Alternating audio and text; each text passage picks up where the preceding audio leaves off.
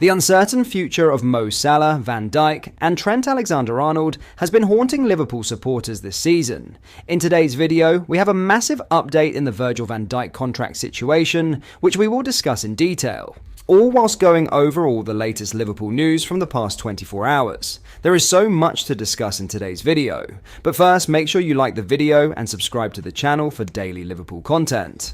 First though, our new goalkeeper, who is currently loaned to his former team, Mohamed, experienced a nightmare evening as he conceded 7 against Barcelona, with one misjudged decision leading directly to a goal. Mohamed will officially arrive at Liverpool in the summer after the club agreed a deal with Valencia in advance, and he's shown he is capable of a spectacular save or two. On Sunday, however, he had to pick the ball out of his net on 7 different occasions as Barcelona cruised to a 7-1 win, with 4 conceded inside just 24 minutes. As per FotMob, the 24-year-old conceded 7 from 5.52 xGoT, which measures the likelihood of an on-target shot resulting in a goal, meaning Mohamed let more in than expected. He made a direct error leading to Barcelona's third goal, rushing out of his box and making no impact as Rafinha charged forward and finished into an empty net, at that stage making it 3-0. Mohamed's performance was rated 4 out of 10 by FotMob, with 5 saves boosting his score somewhat after conceding 7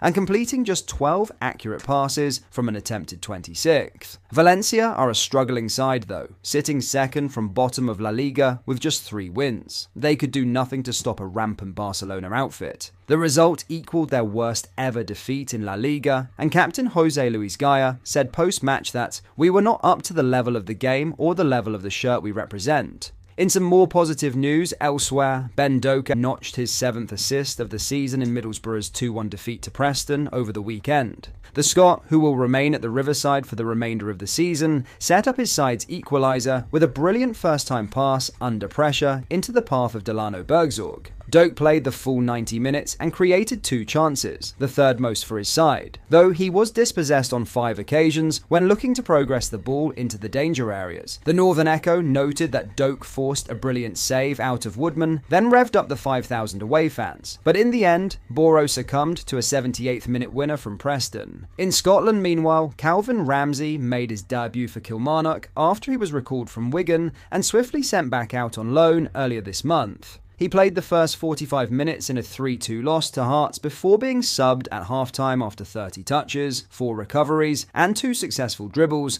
but just 2 duels won from 7 contested. The substitution was tactical, and his replacement, Danny Armstrong, created the assist for Kilmarnock to make it 3-2 late on. Hopefully, opportunities will still come for Ramsey. Now, in a huge Virgil van Dijk update, Virgil van Dijk has maintained that he has no idea how many more Liverpool appearances he will make amid his contract uncertainty. Not exactly what we want to hear. If you are growing tired and increasingly frustrated over the lack of contract progress, know that you are not alone, as positive updates seem few and far between. Van Dijk has been consistently respectful but firm about his situation, though his updates have never quite instilled a lot of confidence that a resolution is around the corner.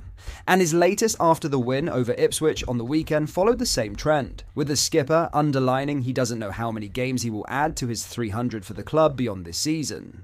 Speaking to reporters in the mixed zone after his milestone outing, he said, "Very proud. My family and my kids were here today, so it was a special day. I might get a glass of red wine tonight just to celebrate me and my wife. But that's it. The focus is then on the next game. There will be a day one day when I reflect on everything that's happened to me at Liverpool. Then I'll have a proper think about what stands out. Hopefully there are still good things to come. I have no idea how many more appearances I'll make. How many are left this season? Hopefully those are guaranteed, and then I don't know what the future will bring." As captain of the club and a player who just reached 300 appearances and looks like he is only getting better, it remains a significant oversight from the club that we are in this situation.